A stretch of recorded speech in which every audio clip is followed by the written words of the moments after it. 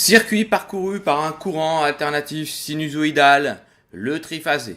Cette capsule vidéo va vous permettre, à partir d'une problématique, de modéliser un circuit, de le représenter graphiquement, diagramme de Fresnel, d'indiquer les grandeurs caractéristiques, d'établir la ou les équations du circuit, d'établir le triangle des puissances.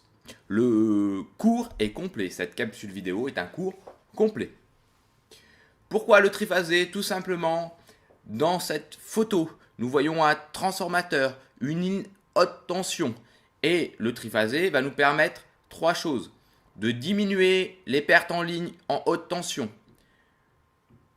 Les machines électriques triphasées ont un meilleur rendement que les machines monophasées, donc il vaut mieux se servir de machines triphasées que les machines monophasées, qui demandent beaucoup moins de maintenance. À puissance transportée égale, une ligne triphasée est plus économique qu'une ligne monophasée. Triphasée, trois phases, imaginons que je tirais toutes mes lignes en monophasée, j'aurais besoin de L1 et un neutre, L2 et un neutre, L3 et un neutre, donc trois conducteurs supplémentaires. Le transport de l'énergie électrique se fait donc en courant triphasé. Je rappelle que la HTB, c'est une tension supérieure à 50 000 volts. La HTA, c'est une tension comprise entre 1000 et 50 000 volts. Et la basse tension, c'est une tension comprise entre 50 et 1000 volts. Et oui, il vous reste la TBT. La TBT, c'est 50 volts. Entre 0 et 50 volts, pardon. Les applications industrielles donc sont les machines d'usinage, les machines de chauffage comme des fours de fonderie, grosse puissance, des moteurs électriques triphasés. Là, nous allons voir la photo d'une station de pompage où nous voyons 1, 2, 3, 4, 5, 6 moteurs triphasés, pompés. Applications tertiaires, donc les ascenseurs d'immeubles, les escaliers roulants, etc., etc., etc. Nous voyons sur cette diapositive trois tensions, une verte, une orange et une jaune, déphasées toutes les trois de 120 degrés. Le réseau triphasé est composé donc de trois tensions simples, V1, V2 et V3, et donc deux valeurs efficaces égales, deux valeurs maximum égales, déphasées entre elles de 120 degrés. Le réseau est dit équilibré. V1, V2 et V3. V1 sera toujours la référence et les trois seront donc décalés de 120 degrés. V1 est choisi donc comme référence origine des phases, c'est ce qu'on appelle l'origine des phases, et nous aurons V1 égale V2 égale V3 égale V. On appelle tension simple les tensions V1, V2, V3 représentant les différences de potentiel entre les bornes de phase L1, L2 et L3 et la borne du neutre N. Donc V1, V2 et V3. L'alternateur, on va s'imaginer qu'on est chez EDF ou ERDF plutôt et qu'on produit notre énergie électrique à l'aide d'un alternateur. Les représentations de Fresnel, là on voit bien qu'on va utiliser le cercle trigonométrique, sens du cercle inverse des aiguilles d'une montre, ou dans le sens des aiguilles d'une montre ici pour écrire nos équations. Dans un réseau triphasé, les trois tensions passent l'une après l'autre à 0. D'abord V1, ensuite V2 et V3. Autrement dit, les phases ont un ordre. V1, V2 et V3. Et on aura bien ce fameux déphasage de 120 degrés. Nous allons devoir écrire nos équations.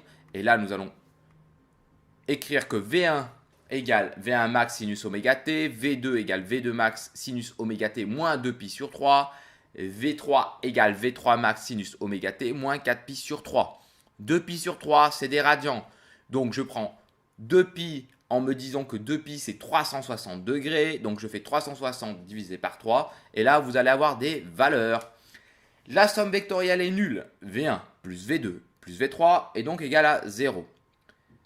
Mais en triphasé, nous n'avons pas que des tensions simples. Nous avons aussi des tensions composées en fonction de L1 et L2, L1 et L3, L2 et L3. Nous aurons U12, U23 et U31. la tension U12 est la tension entre la phase L1 et la phase L2, soit U12 égale V1 moins V2 ou petit U12 égale petit V1 moins petit V2. Et je fais la même chose pour U23 et U31. U23 égale V2 moins V3, U31 égale V3 moins V1. Nous sommes bien là dans le cas d'un calcul d'une somme de potentiel. U23 égale premier chiffre moins le deuxième chiffre pour avoir un outil mémotechnique. Représentation Fresnel des tensions composées. C'est très simple, je fais une somme. 1 plus 2 égale U12. Donc V1 plus V2 égale U12. Etc. Donc, etc. Donc, U12 égale V1 moins V2, U23 égale V2 moins V3, donc U31 égale V3 moins V1. La somme vectorielle est donc nulle. U12 plus U23 plus U31 est donc égal à 0. Autre représentation de Fresnel. Et là, on va s'en servir lorsque nous serons dans un cas où le système est déséquilibré. On prend les signaux et on les déplace.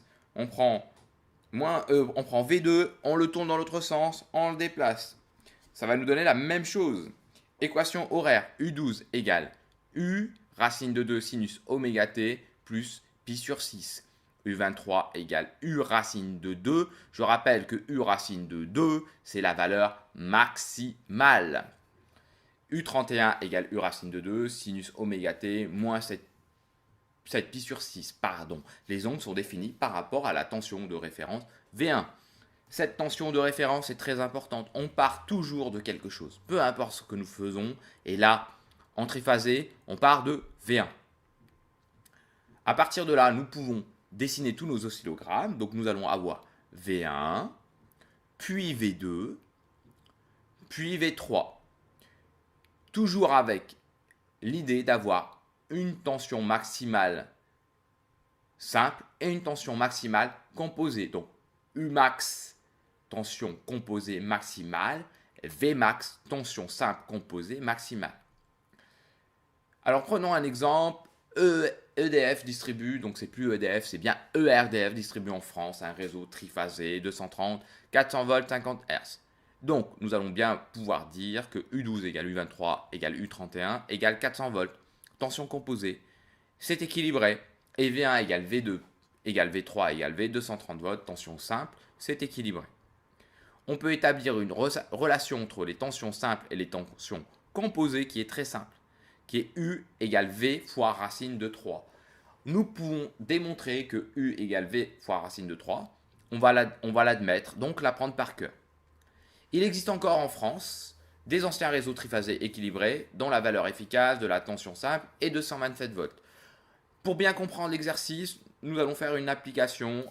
Nous allons devoir calculer la valeur efficace de la tension composée, la valeur maximale de la tension simple et de la tension composée, donner les caractéristiques de ce réseau.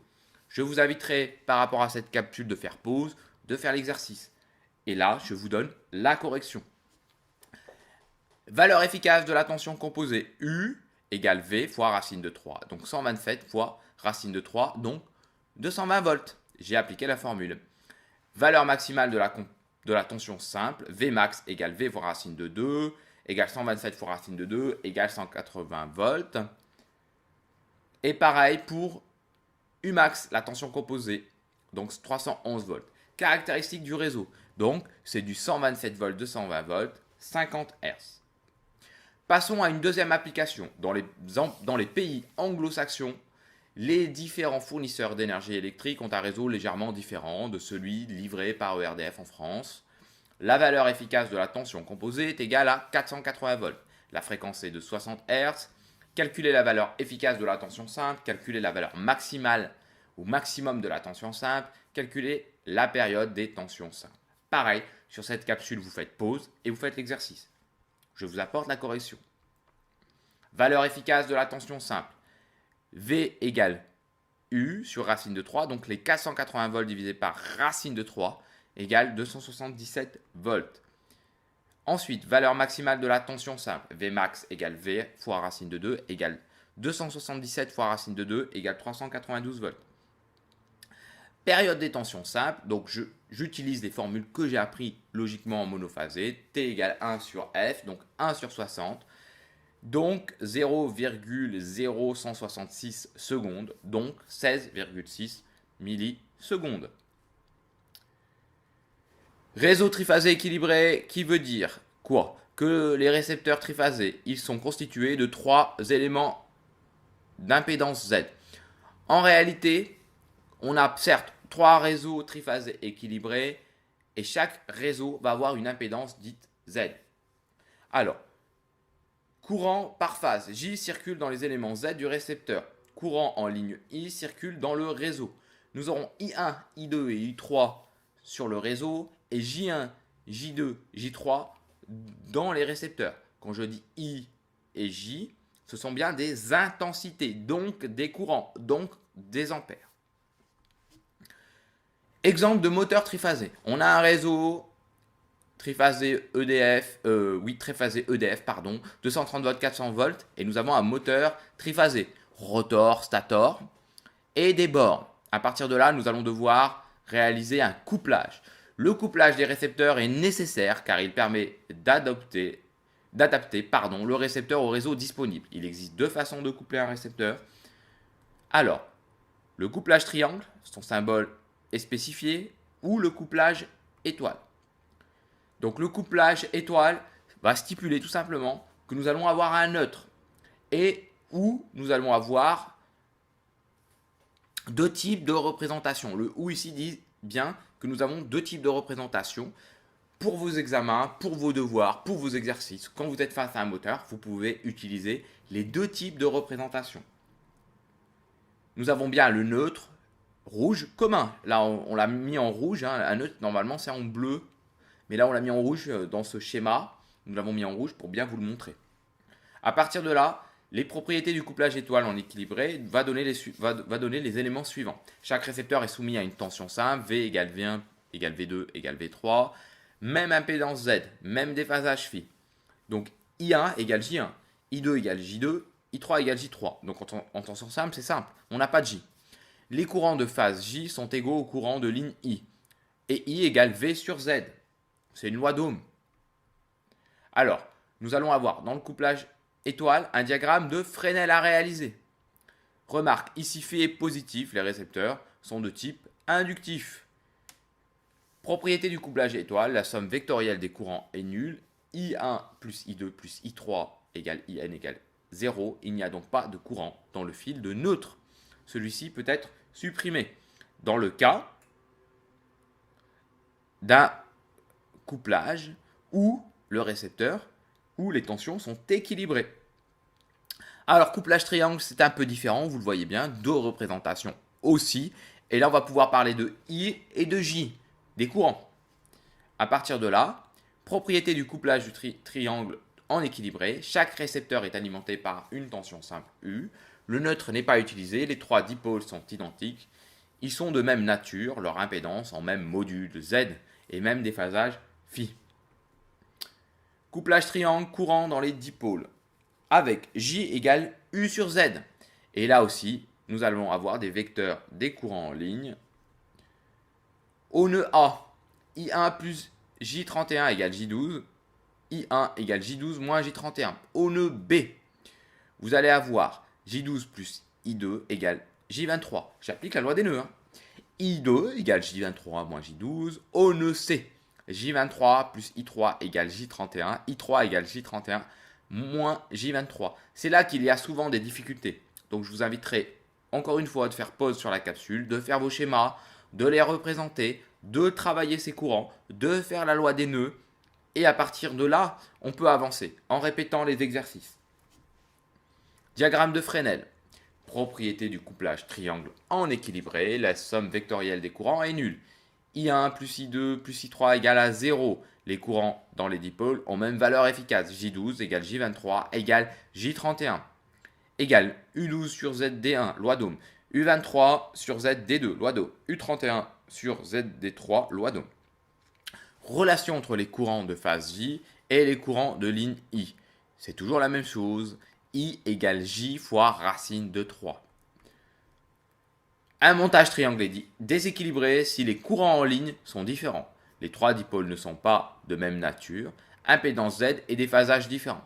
Effectivement, pour simplifier l'apprentissage, on parle toujours de montage équilibré.